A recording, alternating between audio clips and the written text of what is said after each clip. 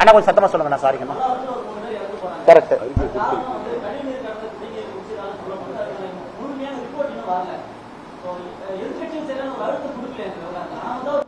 அண்ணா அண்ணா நம்ம கட்சியினுடைய தலைவர் அக்கா தமிழிசை சவுந்தரராஜன் அவர்கள் உடனடியாக அந்த இடத்துக்கு போய் மக்களை எல்லாம் சந்திச்சு மக்கள்கிட்ட பேசி பத்திரிகை நண்பர்கள் அழைத்து சென்று காட்டினாங்க. அது உங்களுக்கு தெரியுங்கண்ணா. ரெண்டாவது, இன்னைக்கு பாரதிய ஜனதா கட்சி சார்பாக அன்னைக்கே நாங்க குடிநீரை கலெக்ட் பண்ணி அந்த சாம்பிளை டெஸ்டிங் அனுப்பியிருக்கோம்.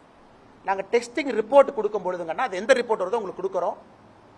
நாங்க கலெக்ட் பண்ண வீடியோ ஆதாரத்தோடு கொடுக்குறோம். இல்லாட்டி அவங்க என்ன சொல்லுவாங்க, இவங்க கலந்துட்டாங்க. கலெக்ட் பண்ணி அவங்க முகத்துக்கு முன்னாடி அங்கேயே சீல் பண்ணி எடுத்துட்டு போயிருக்கோம்.